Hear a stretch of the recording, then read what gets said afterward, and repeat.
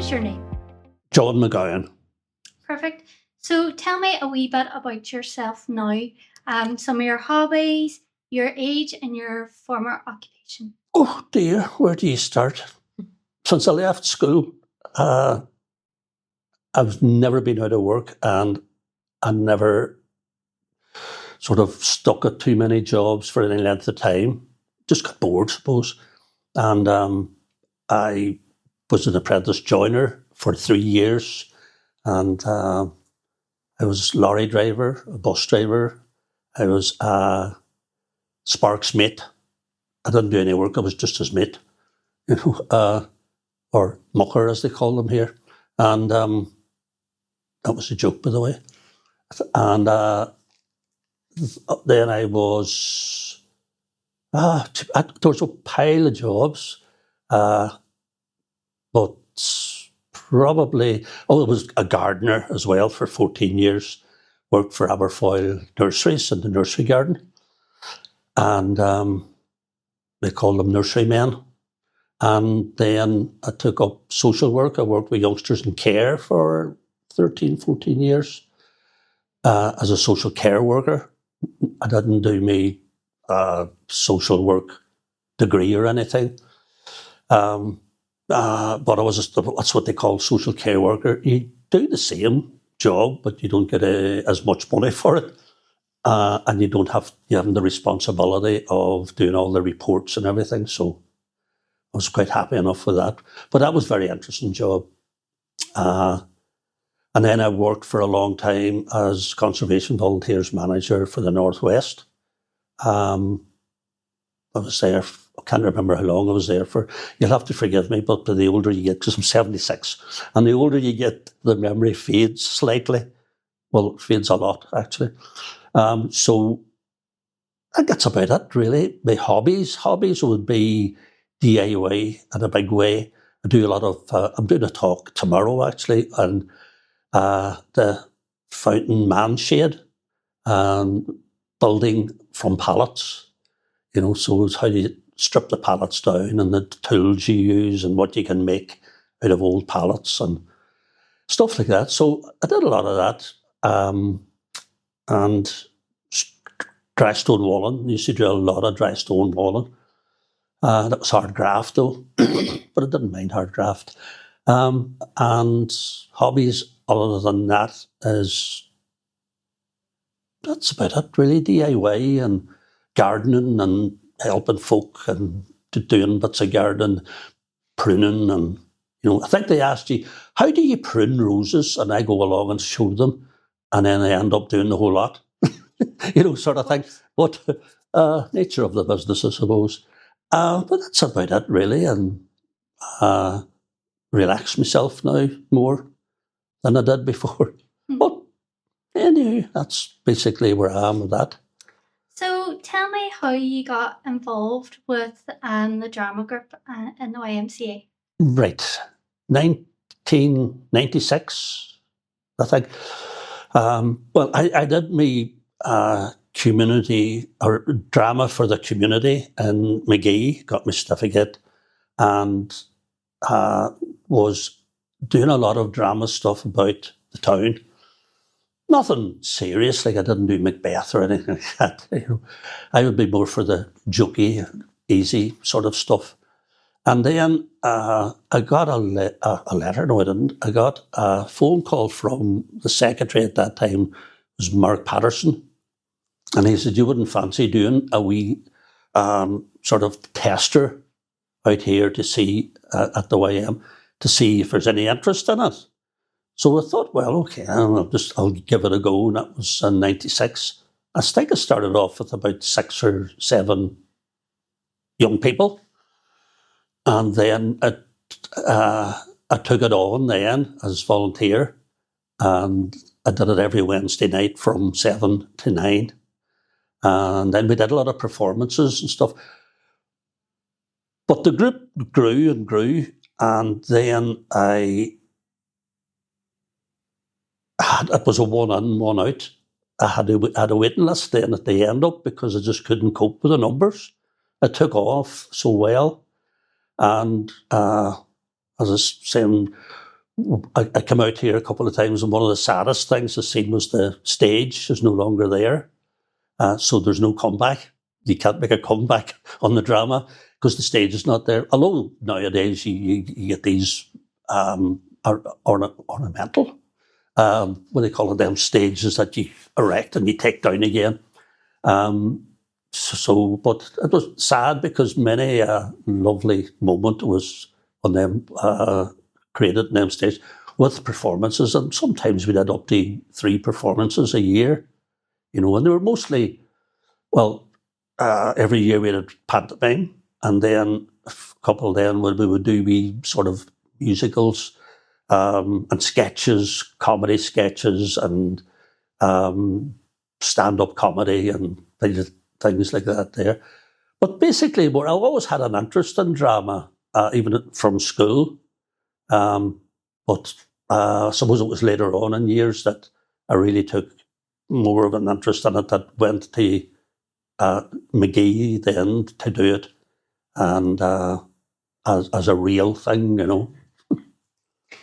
And so was the group cross community? It was. We had some Wayans. We had some young people from Corrynairn, Tullyalley, Drumahoe. We had even some from the waterside, on in the waterside. And basically, they were teenagers, so whether they were involved in firing stones at each other, I don't know. But I just say, look, leave all your problems in a wee bag outside the door. And when you leave, you can pick up your wee bag and do what you want with it, but there'd be nothing in here.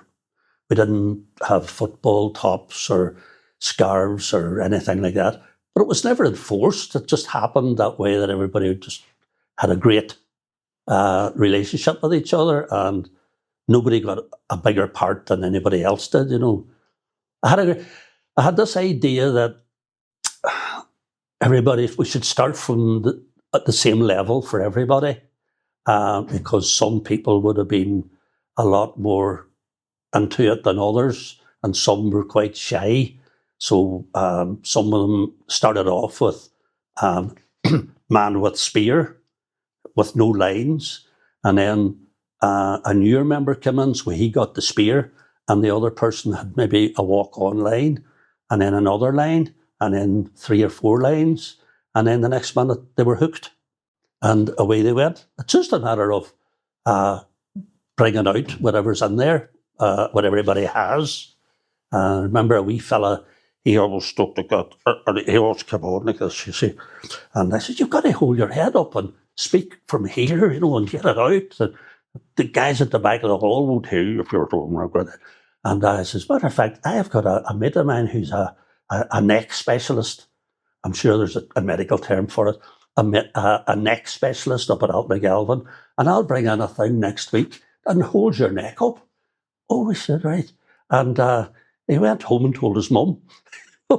So I didn't think anything of it. But I brought in a bag with an old sponge in it, and I left it down. Of course, he looked at it like this. And then he came like this and never put this. I brought the wee bag out every night, But it was never in it anyway, I wouldn't have done that on him. But shows you how psychology works. So no, it was they were a great bunch, and a lot of them, there was about 3 went away to do English and drama at university whenever they left the group. So to me, I got the blame for that, I'm afraid. Inspired them. Well, maybe. I don't know. So what did a typical drama session look like from the moment you stepped in? What did one of your classes look like? Whatever it was we were doing on the night, but we would always do a wee warm-up exercise first, and they'd be running around, or they would throw in the beanbag, and whoever got touched had to freeze and stuff. Then if we were doing, say, movement, say one night we would do movement, other stagecraft or stage knowledge or different things, voice projection and all different things. So, but at the end of so one of those would be a lesson after the warm-up. there would be the main lesson of whatever it was that night. It was something different every week. And the nearer we became to performance, nights we would spend them rehearsing. And then at the end of the night, I used to have a wee bag, not with a sponge in it, but or a neck brace or anything. But I had 3 props in it. And people will remember this to this day. They came and said, 3 props in a box. That's what it was called, 3 props in a box. And they were put on the table and nobody touched them. But you had to make, I broke them into groups, and then they had to make a wee sort of 5-minute sketch of what the 3 items were, but they had to use the 3 items in the wee sketch. So it could have been a paintbrush, a plant pot, and but some of the stuff that they came up with was unreal, you know. So they went away for about 5-10 minutes to brainstorm and get their wee sketch prepared, and then they came up and done their wee sketches, whatever they had out of it. But some of them were amazing, really. The imagination that some of them came up with, would never have thought of that. You know. But that's basically it. And then, as I say, whenever it came to near the performance dates, then we would spend that time rehearsing, and then a few weeks before we would have come in on a Saturday afternoon and rehearsed then, and then we had the tech, and then we had the costume and all. Sure, it was incredibly stressful trying to get children off script. Well, that's the point. They didn't really come off script because a whole lot of them were going, "Where is it? What page am I at? What page am I at?" You know, and you could hear this backstage. And then I used to shout, not badly, but say, "What? Has anybody got their scripts backstage?" No. You know, nobody had. And but the more, not professional, but the more people that were more advanced and spent a lot of time, you knew the people who read their scripts, and you knew the people who just didn't. So it was quite. But then at that particular time, I did whenever it came to backstage, the stage was theirs.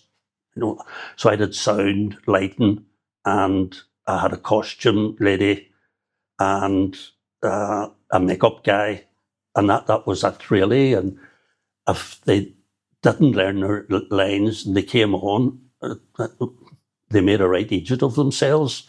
But it usually always came together on the night. You know,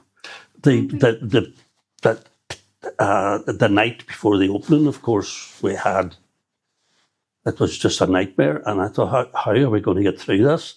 And they always did. They always came across in every performance.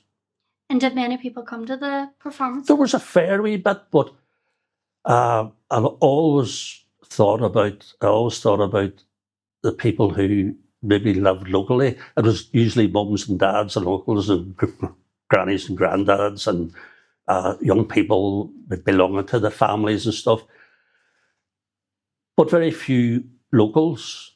But then talking to other people who ran performances over the town and things like that, they said the same. You know, it was just very hard to get people out to come along. Mm-hmm. But whoever was there enjoyed it, and it's all good.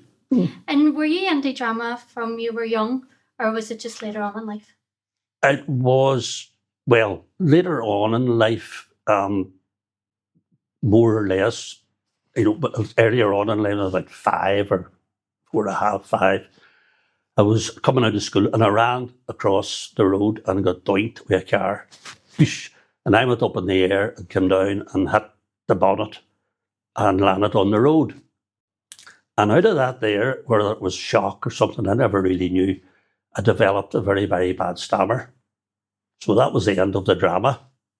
So idea, but at that age I had no idea. But the speech impediment lasted for years and years and years into secondary school as well. And I remember at primary school I had one line to do, and it was something to do with a king. Please arise, here comes the king, or something. And the sweat was blinding me because I thought, I'm going to, in the middle of this, and I was scared stiff, so I never done it. I just didn't do it. I didn't say it. And fair play to the people who came after me, they just went on. I just froze. I couldn't open my mouth. So anyway, my mum said that this was a result of the car accident that happened in my head or something, and I haven't been right since. Like, so people tell me. But then I went to speech therapy and basically had to learn all over again how to speak or how to talk or whatever. And I couldn't string two words together. And at school, you know, when you were in English and you were reading out of a book, I used to slide along behind a bloke so I wouldn't be noticed. And because you read this bit, and somebody would stand up and go, and John, where are you? And you do this bit, and I went up. And but they were doing it to try and get me part of it, but it was no good, you know. I just wasn't able to do it. And then we used to do wee bits of drama at school, secondary school, and I just loved the whole idea of stage, and the lights were on and everything, and there was music and stuff. So I basically just worked through the speech therapy thing, and I mean, to this day, I still have a few wee hiccups down again in certain words, like key. I would struggle with one of them. So I went to the boss one day and I said, "Boss, I will have to go to a funeral today. Is there any chance of getting it off?" And he said, "What time is that?" And I said, it was at 2 o'clock, 1:30. You know, so he always tells me about that story and about what I came on that day, and I couldn't get it out. And I just made it up 1:30, so I got away half an hour earlier. But it was through determination as well too, I think, that I really, really, really wanted to do it. And I done it. Amazing. So I was quite happy with that. So, what was the most memorable moment you experienced while leading a drama group, and can you describe how it felt? Oh, there were so many because it was mostly performance. Because hence I have no hair because I kept pulling it out. When I started in '96, I had a full head of hair and a beard. And by the time that was over, I had no hair and no beard because it was just working with it, trying to get it so that it's perfect. Yeah. A wee bit of a perfectionist was just not going to happen. It wasn't going to be perfect, you know. And to me, the performance nights, once they were up there and backstage, they knew when to come on and when not to come on, and where to go upstage, downstage, stage left, stage right, or whatever. And it was up to them then. It was down that I had done all the work leading up to that, and it was them, because I was out the front then with the lighting board and the sound board. So if it worked for them, it worked. But they weren't really professional shows, you know, to anyways. But a lot of them were quite good whenever they got on. And to me, that's what it was all about, because the young people probably didn't even know they had that in them. And talking to some of the parents afterwards said, "How do you do that? Because when he's in the house, he never speaks. And there he is on stage and I'm prancing about like he owns the place." You know, but I suppose that there would be just more the performance. I would be so proud of the young people. Yeah. You know? Is there any performance that particularly sticks out to you?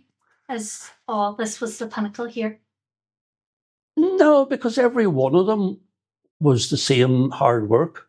Yeah. And the same hard work for them. But no, I think there wasn't one that we did. They started up the Waterside one act drama festival. It only lasted a year. I don't know what happened to it, whether they didn't get funding or whatever the next year. But our group was in that there, and they got a merit and all that for it. So that to me was Mr. Proudhead, you know. So that stands out with mostly, you know, with that there. They also did. They were involved in other performances with other groups. So somebody would be looking for 3 young people to do whatever, and I'd say, "Oh, I've got the right people for you." So away they went. Amazing. Mm. And then I suppose, what were some of the challenges the drama group faced or you faced? Young people. That was the challenge. When we were at the YM, I don't think it was more sport than it was YM.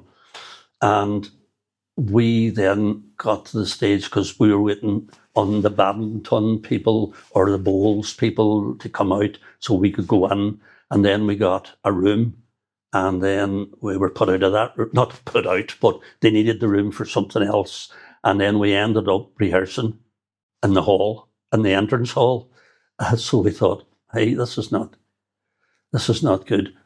And so it wasn't really working towards the end, and that was 96 or 2000. And then the Waterside Theatre opened in 2000, and they contacted me and said, would you like to do the youth drama work in there? Yeah. So I said to the group, look, I think it's over now here because we've nowhere left to go. If it was a good night, we'd be outside, sort of thing, at the car park. But I think sports took over everything else. You know, there was the badminton, the rugby, and the football, and all the different things that was going on. So we sort of bowed out then, and I didn't know who was going to come along with me, but most of them did. Like all of them did, really. But it wasn't taking them away from the YMCA, the young people. I mean, they were still part of the whatever was going on here, the youth clubs and things like that.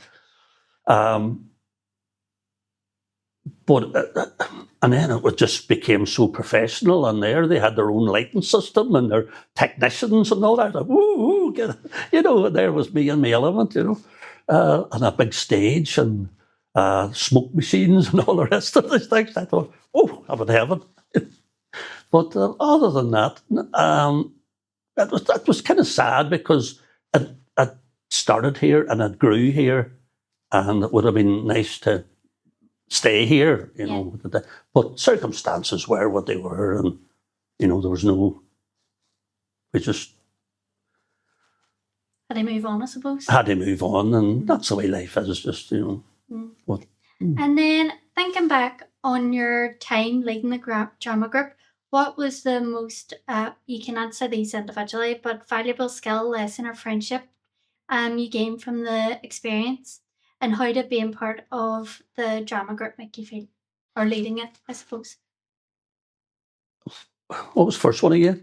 As I say, excuse the bad memory. Right. Valuable skill. Valuable. Well, I've worked with young people for a long, long time prior to coming here as well, and different things, and then used to work with schools doing conservation work. So it really came quite easy with me working with young people here, and you soon realised that they wanted to do it. They didn't sort of say, oh, I have to go to the YM again tonight and do drama. You know, a lot of the people were under certain stress, I suppose, at home, and they told me this, but I'm not going to that, or schoolwork, and they took on a Wednesday night as their release. and it was their time, me time, and that there to me was very valuable in my coming from when I was leading the group. And I thought, well, that's because young people would have came to me and spoke to me and said, look, I'm having a bit hard time. I might have to give this up, and things are not working out in the house and whatever was going on. And I said, well, use this as your Safe space, nearly. yeah, as your safe space and your time to, even if you want to explode, give you an exploding role if you want. But things like that there meant a lot to me. What was the other bit again? Okay, lesson. A lesson. Never expect too much from young people. Really, whenever you work with adult groups and they go away and they learn the scripts and they come back and they're all right. And young people are still reading the scripts when they're going on stage that night, and writing things on their hands and things, and leaving bits of paper on the desk or something like that. That's on stage, and you can see them going, blah, blah, blah, blah, and but they got away with it. But the lessons were not to expect a wild lot from the young people, And then friendship.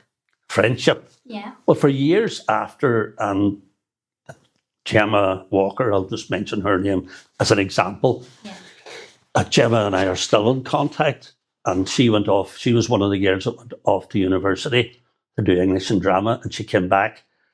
But I was sort of retiring at that time because, I was just getting tired all the time.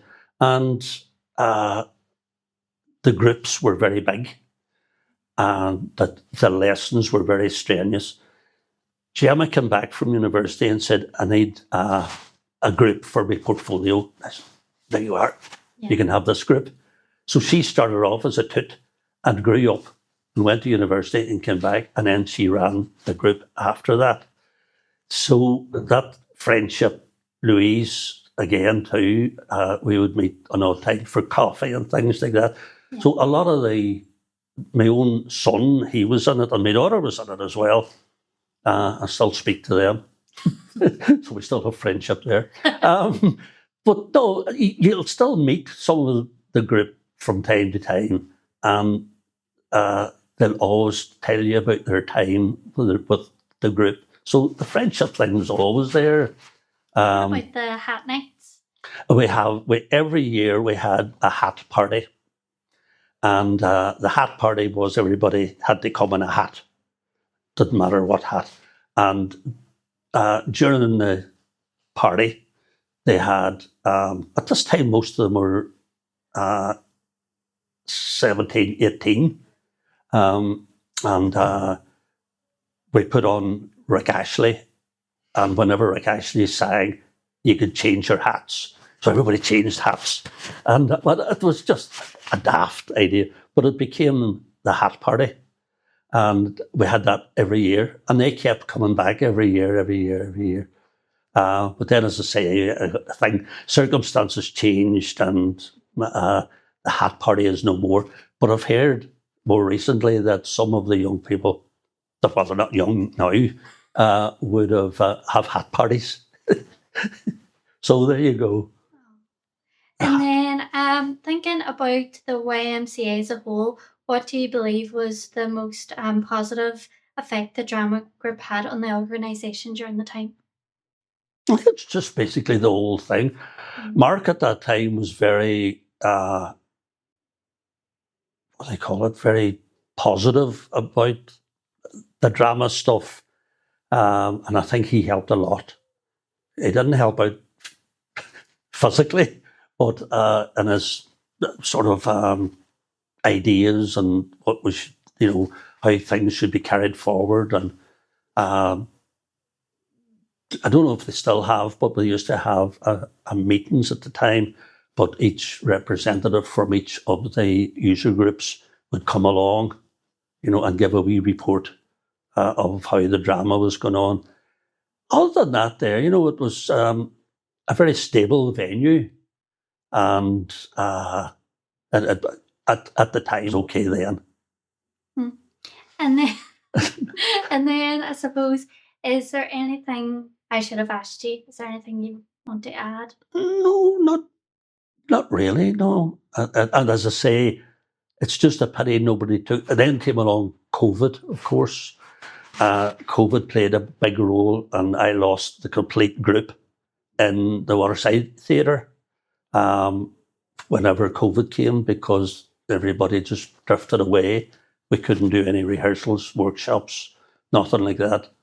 And you know yourself, once that happens, it's very, very difficult to get them back because they're in relationships, or they're away, or they go and live somewhere else or whatever. So I think, what was the question again? Is there anything I should have asked you? Oh no, no, that's it really.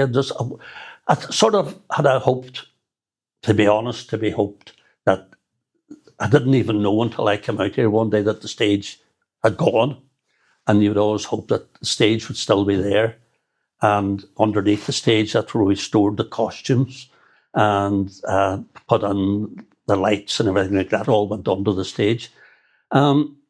That somebody else would come along and take it over, because the young people loved it. They really loved it, and it's very expressive and improvisation as well too. And they're the whole mind thing and what comes out of them was just amazing. I mean, they play rugby and football. The aim of the rugby is to get a ball somewhere, and the aim of football is to get the ball on the back of the net. But it's not using any of their imagination or stuff like that. So, and young people came along, and they, after 6 months, 8 months or something like that, I mean, they so changed and what they could come up with then, And nobody pushed them. They weren't pushed. We all went at our own speed, and my speed was very slow, I'm afraid. So I just think great for their confidence and just making them happy and having something to look forward to that wasn't just skill. Yeah. But drama's a very strange thing, because, as I say, Man with Spear, and you could have one line, you could have as many lines as you wanted, because you just made them up. I could have made them up and put them down, and you can say this, that, and the other thing. Some people were happy with Spear. Some people were happy with one line. Some people wanted more. They wanted to do everything. It stimulates. I think it stimulates the mind, and it's very useful, because a lot of confidence comes out of that. With the young people, and some of the wee guy was come up, and the other guys, who would come on and swing their legs and stuff like that, and whenever they're talking, they would be swinging their foot or mannerisms, and they would be doing this here and scratching their nose and stuff. But it was just mannerisms they do, because they were nervous. Yeah. And when you go, you're out of your comfort zone whenever you come out in front of an audience, no matter who you are, really, until you get into it. And then once you get into it and the thing's rolling, the music's going and everything, it's just relaxing. And I'll always remember something the people said whenever it was over, what are we doing now? What can we do another one now? Can we do another one? Because there's an adrenaline builds up, and then when it's all done, you get a wee bit depressed, because that's nothing there anymore. But that's what performances were, and to me, that's what it was all about, and they did. There was quite a few of them had very, very little confidence. They weren't overly confident but fair play to them. They came on the stage and they done whatever they were supposed to do and said whatever they were supposed to say. Well, most of the time, and most of the time they made it up, but it meant the same. But it was good for their confidence, I think. And as I say, it was just so sad that the stage is gone and nobody else would go, because you don't know who out there is missing out on stuff like that. Because I found in schools too that working with schools with so many things, that it was always the people who, they give you all the confident people. They never give you the people that were down the list, And I remember doing a performance in the Waterside Theatre, and a woman rang up looking for tickets. They'd all gone for the show that night, and her son had never been picked at school for anything. All he got was a tree standing in the background, and I gave him a speaking role, and I thought I'd give him £1 million, but his mother says, "Look, they can't. It's sold out. But whenever John comes in, I'll get him to give you a ring." So I came in and I gave her. She was actually crying that she couldn't see her youngster on the stage for the first time ever. I brought her in an extra chair and I put it at the end of the thing, at the end of the row, on the front row. Well, you would have thought I'd give her £1 million. Oh, jeepers, it was see, that's what I mean. Drama and theatre are so diverse. It's really amazing. But for the young boy on the stage and for the mother, this was just the bee's knees. Like he only had 3 lines or something, but still, that's what it's all about. Thank you so much, John.